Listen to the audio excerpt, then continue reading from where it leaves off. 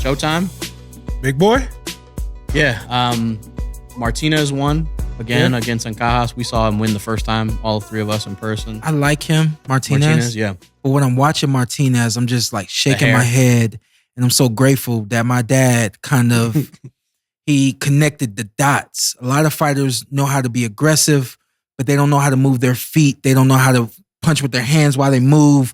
They don't know how to cut off the ring and move their head and slip and stay safe and all of these things. A lot of people talked about the way that I fought was very aggressive and it was ugly and it was, all these different things said. Fight like you're drowning. I think near the end, people started to really appreciate what I was doing in the ring. But the main thing, if you go take a look back at my aggressive approach to in boxing with anybody that I fought, some of those guys I did, take some straight on head collisions, some straight on punches, walked into some shots and things like that. I personally had to make mental adjustments, but watch my feet. Yeah.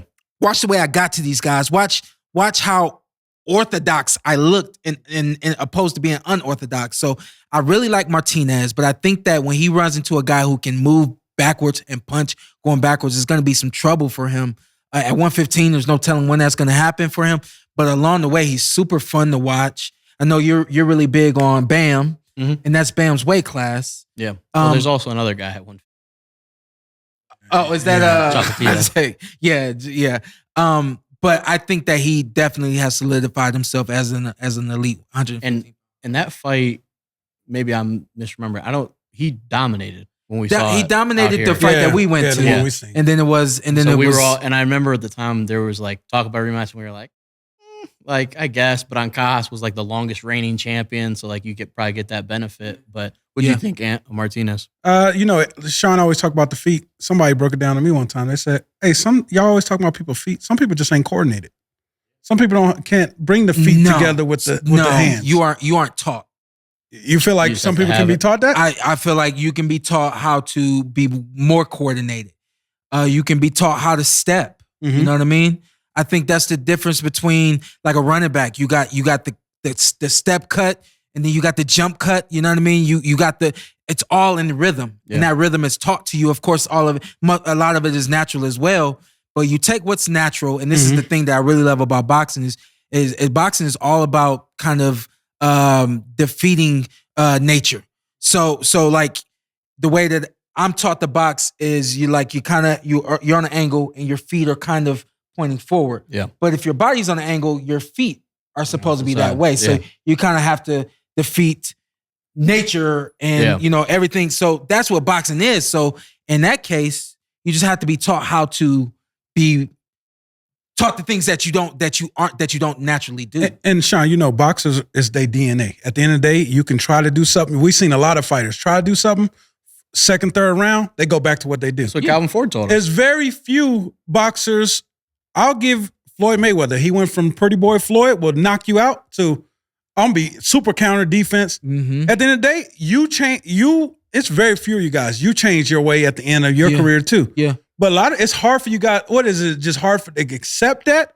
Or how, cause you did it. But a lot of people, 2 or 3 rounds in, you're like, I'm going back to Shawn Porter. I'm a bully ball. And my dad was like, hey, we're not going to keep taking these punches. We're going to make sure that you're able to do whatever you need to do in the ring to be successful, whether that's moving in and out, using the ring, or being aggressive. So my dad showed me multiple styles as a kid, but then when I got older as a professional, he's like, hey, we ain't taking no more shots. You need to protect yourself, blah, blah, blah, blah, blah. He made me accept what I needed to do. Okay. Floyd, everybody talks about him having hurt hands and not being able to be as aggressive as he accepted the fact that I can't punch that hard. I can't go after guys the way I used to. So I have to do the things to be safe in the ring and still be successful. So with Martinez, he's still winning. Yeah, absolutely. So can they get him to accept that you need to adjust with your feet? Well, somebody also has to force you to do it.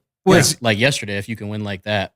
We're going to take it. Yeah. Let's get out of here. You have to identify it. Again, there's not a whole bunch of Kenny Porters out there. There's not Roger Mayweather. There's not a whole bunch of Roger Mayweathers out there, and Floyd Seniors out there. Yeah. So you have to be able to identify it, but then you also have to have the tools to change it and adapt and things like that. No knock on the kid, but just while I'm watching the fight, I'm like, this kid's exciting. if he could get his feet in better position and not lunge as much as he does, so on and so forth. Some of the things that I had to fight through as well as a fighter was get you. And then I had to calm down and say, hey, you can't get you every fight, because when that time it doesn't, you end up with a Kell Brook situation. Yeah, he's a tough Shout night. out to Kell Brook. Shout out to Kell. He's a tough night for anybody, that's for sure. Yeah. Martinez, on to the title.